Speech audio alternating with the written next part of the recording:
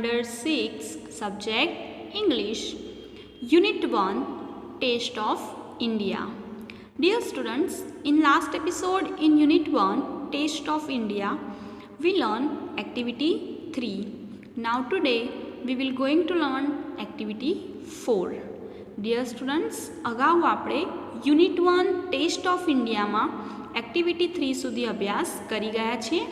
આજે આપણે Activity 4 વિશે અભ્યાસ કરીશું. Activity 4, Read the story. Read એટલે કે વાંચવું, સ્ટોરી એટલે કે વાર્તા. Read the story એટલે કે વાર્તા વાંચો. ટાઇટલ છે ટેસ્ટ ધ વેસ્ટ. હવે ટેસ્ટ એટલે કે સ્વાદ અથવા ચાખવું પણ થાય. ટેસ્ટ ધ વેસ્ટ એટલે કે નકામું, નકામી જે વસ્તુઓ હોય તેની વાત છે કે ટેસ્ટ ધ વેસ્ટ એટલે કે નકામી વસ્તુઓ ચાખો. ટાઇટલ છે ટેસ્ટ ધ વેસ્ટ એટલે કે નકામી વસ્તુઓ ચાખો. The Maharaja of Travancore ordered a huge dinner that was for many important guests. So the Maharaja personally came to the kitchen. He wanted to best dishes for the guest. The cook was busy with his work when the Maharaja came. The Maharaja of Travancore એટલે કે ત્રાવણકોરના મહારાજા.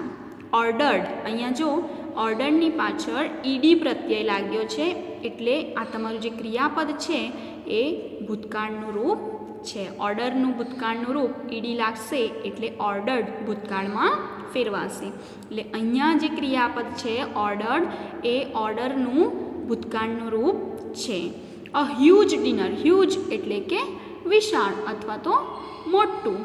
Dinner એટલે કે રાત્રિ ભોજન, જેને આપણે dinner કહીએ છીએ. તો કહે છે કે Maharaja of Travancore order a huge dinner એટલે કે ત્રાવણકોરના મહારાજાએ એક મોટા રાત્રિ ભોજનની સૂચના આપી. ઓર્ડર એટલે કે સૂચના આપી. કોણે? ત્રાવણકોરના મહારાજાએ.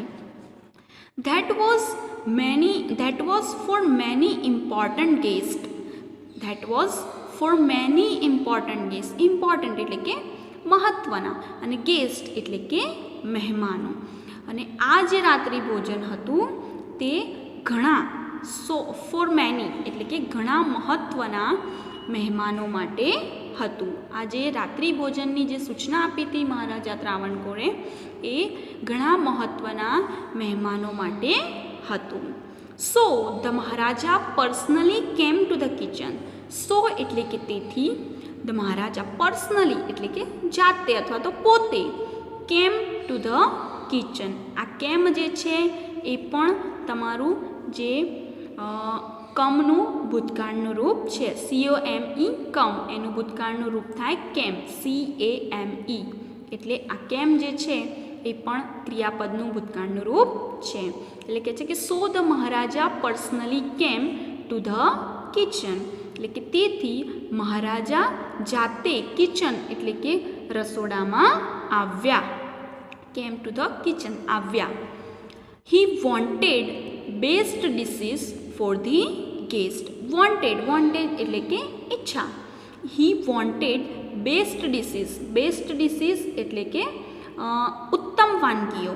બેસ્ટ ડિશિસ એટલે કે ઉત્તમ વાનગીઓ ફોર ધી ગેસ્ટ. કોના માટે? તો કે મહેમાનો માટે. કોણ?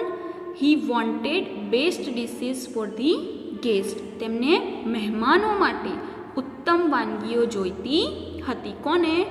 જે મહારાજા છે એમને. The cook was busy with his work when the Maharaja came. કેમનું આપણે ઉપર જ જોઈ ગયા કે કેમ જે છે એ કમનું ભૂતકાળનું રૂપ છે. ધ કુક વોઝ બિઝી એટલે કે વ્યસ્ત, કામમાં પરોવાયેલો. The cook was busy, cook એટલે રસોઈયો. વિથ હિઝ વર્ક એટલે કે તેના કામમાં. રસોઈયો જે છે તેના કામમાં વ્યસ્ત હતો. વેન એટલે કે જ્યારે, ધ મહારાજા કેમ એટલે કે જ્યારે મહારાજ આવ્યા ત્યારે રસોઈયો તેના કામમાં વ્યસ્ત હતો. ખ્યાલ આવો? તો અહીંયા શું કહે છે કે ત્રાવણકોરના જે મહારાજા છે એમણે એક મોટા રાત્રિ ભોજનની સૂચના આપી હતી. એ જે રાત્રિ ભોજન છે એ ઘણા મહત્ત્વના મહેમાનો માટે હતું. તેથી રાજા પોતે જાતે રસોડામાં આવ્યા અને એ મહેમાનો માટે ઉત્તમ વાનગીઓ ઈચ્છતા હતા. જ્યારે મહારાજા કિચનમાં એટલે કે રસોડામાં આવ્યા ત્યારે રસોઈયા જે છે એ તેમના કામમાં વ્યસ્ત હતા.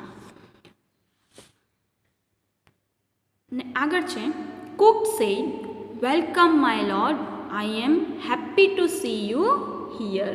જ્યારે મહારાજ જે છે રસોડામાં એન્ટર થાય છે, રસોઈયા એમને જુએ છે તો કુક એટલે કે રસોઈયા કહે છે વેલકમ માય લોર્ડ, સ્વાગત છે મહારાજ.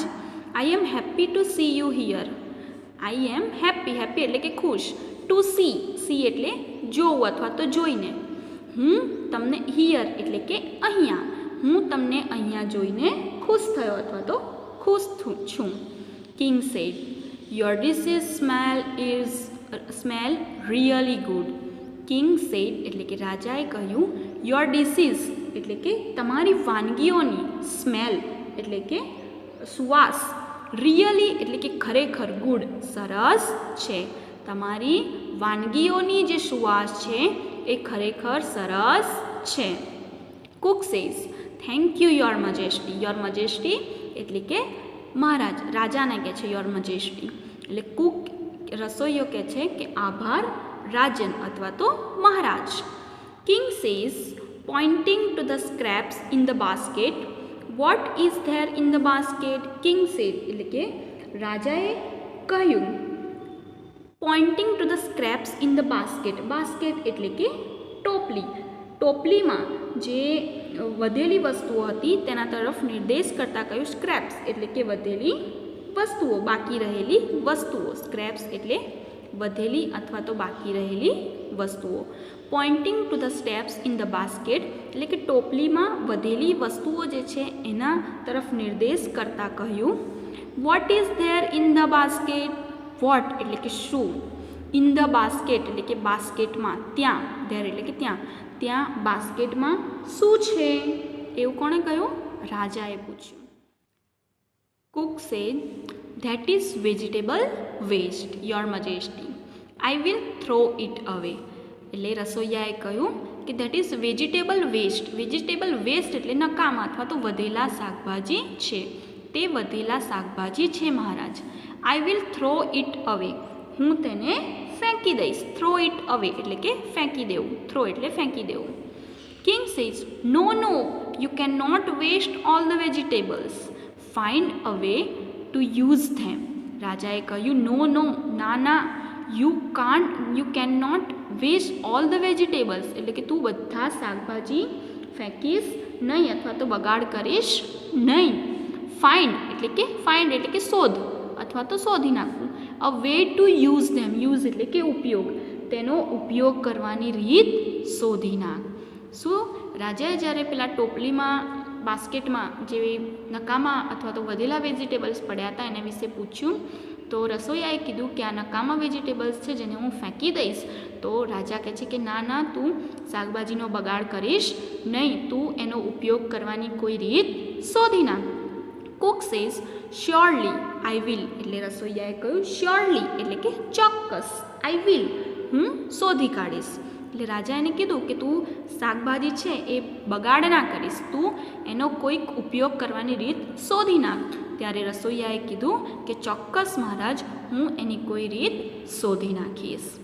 તો જ્યારે કિચનમાં મહારાજ એટલે કે રાજા આવે છે અને આ રીતે જે વધેલા અથવા તો નકામા જે શાકભાજી જુએ છે તો એના વિશે આ રીતે એ કુક સાથે વાત કરે છે.